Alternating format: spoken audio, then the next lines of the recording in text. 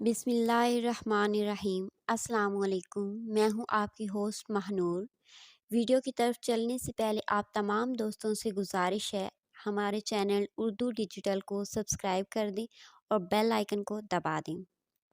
قائد اعظم سفر ریل کے دوران اپنے لیے 2 برتھیں مخصوص کرایا کرتے تھے۔ ایک مرتبہ کسی نے ان سے وجہ دریافت کی تو جواب میں انہوں نے یہ واقعہ سنایا: میں پہلے ایک ہی برتھ مخصوص کراتا تھا۔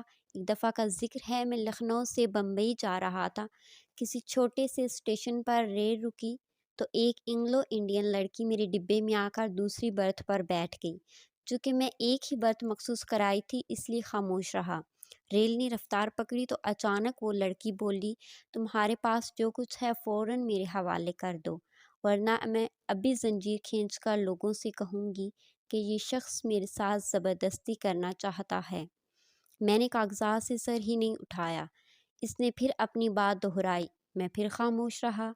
آخر تنگ آ کر اس نے مجھے جھنجھوڑا تو میں نے سر اٹھایا اور اشارے سے کہا: میں بہرا ہوں، مجھے کچھ سنائی نہیں دیتا، جو کچھ کہنا ہے لکھ کر دو۔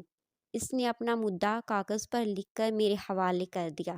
میں نے فوراً زنجیر کھینچ دی اور اسے ماتحریر ریلوے حکام کے حوالے کر دیا۔ اس دن کے بعد سے ہمیشہ 2 برتھیں مخصوص کراتا ہوں۔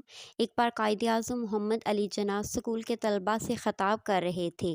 ایک ہندو لڑکے نے کھڑے ہو کر کہا: آپ ہندوستان کا بٹوارا کر کے ہمیں کیوں تقسیم کرنا چاہتے ہیں؟ آپ میں اور ہم میں کیا فرق ہے؟ آپ کچھ دیر تو خاموش رہے تو اسٹوڈنٹس نے آپ پر جملے کسنے شروع کر دیے۔ پھر ہر طرف سے ہندو لڑکوں کی ہوٹنگ اور قہقہوں کی آوازیں سنائی دے رہی تھیں۔ قائد اعظم نے ایک پانی کا گلاس منگوایا۔ آپ نے تھوڑا سا پانی پیا، پھر اس کو میز پر رکھ دیا۔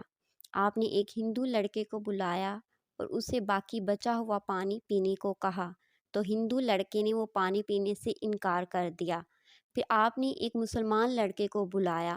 آپ نے وہی بچا ہوا پانی اس مسلم لڑکے کو دیا تو وہ فوراً قائد اعظم کا جھوٹا پانی پی گیا۔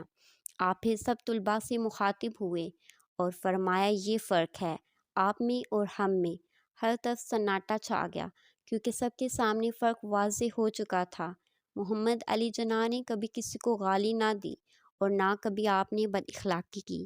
آپ اپنی بات اس قدر ٹھوس دلائل سے پیش کرتے تھے کہ بڑے سے بڑے منہ کے بل گر جاتے۔ قائد اعظم سے لوگوں کی محبت کا یہ عالم تھا کہ اگر کوئی آپ سے ہاتھ ملا لیتا تو وہ خوشی سے پھولا نہ سماتا اور سارا دن لوگوں کو بتاتا پھرتا کہ آج میں نے قائد اعظم سے ہاتھ ملایا ہے۔ قائد اعظم اتنی مخالفت کے باوجود ایک دن کے لیے بھی جیل نہیں گئے اور آج تک ایسے الفاظ اپنے منہ سے نہیں نکالے جن کے بعد یہ کہنا پڑے کہ میں اپنے الفاظ واپس لیتا ہوں۔